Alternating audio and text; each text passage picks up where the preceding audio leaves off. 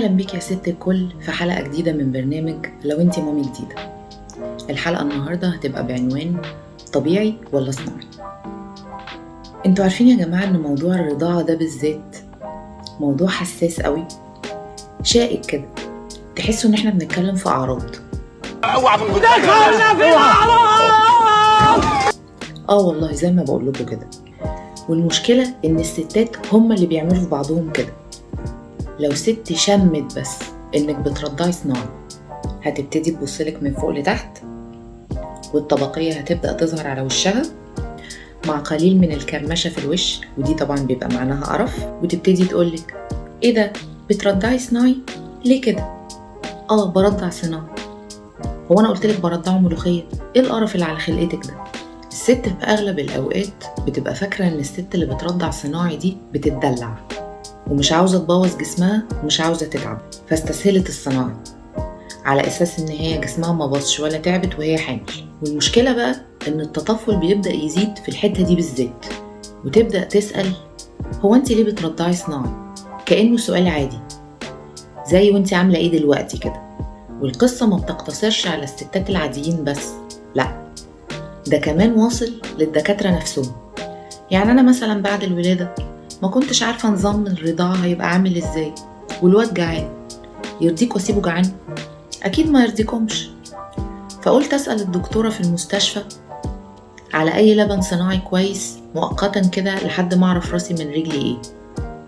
فسألتها، وياريتني ما سألتها، ردت عليا كده بالظبط: أنا ما بكتبش لبن صناعي، مع أداء الحيزبونة الزرقاء، وسابتني وجريت. الحيزبونة؟ أنا حيزبونة، مش أي حيزبونة، حيزبونة الزرقاء. يا دكتور، يا ست، جريت بجد وما ردتش عليا.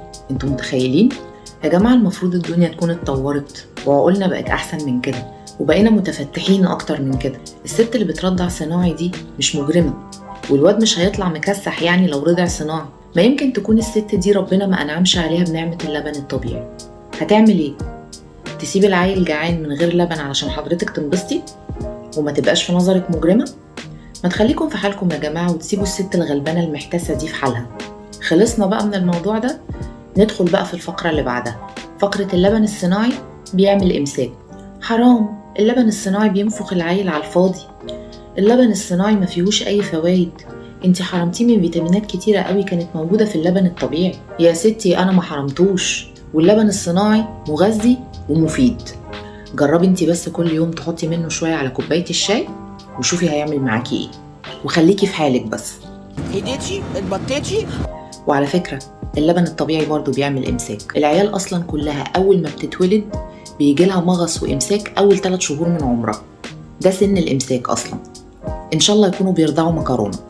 واللبن الصناعي ما بينفخش على الفاضي، انت اللي مخك فاضي يا ولية.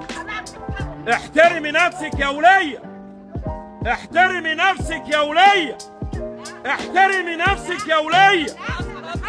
اعقلوا الكلام قبل ما تقولوه. خليكي في عيالك يا ست الكل يا جامدة، وسيبيني انا مع ابني، ولما اجي اطلب لبن من تلاجتك ابقي اتكلمي.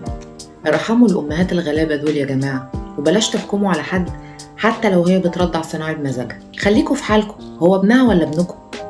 وما تتكلموش في حاجة وانتوا ما عندكوش المعلومات الكافية عنها والنبي. وفي نهاية كلامي، أنا مش بشجع أي حد على حاجة معينة، أنا بس كنت واحدة من الأمهات دول وعانيت وشفت تصرفات وتطفل كتير قوي يضايق أي ست في مكاني، فحبيت أقدم جزء صغير من اللي بيحصل مع الستات دول وأكون لسانهم في المواقف دي. وبكده نكون وصلنا لنهاية حلقتنا النهاردة. ما تنسوش تشتركوا في القناة علشان يوصل لكم إشعار أول ما الحلقة الجديدة تنزل، واستنوني الحلقة الجاية مع موضوع جديد في برنامج لو انتي مامي جديدة.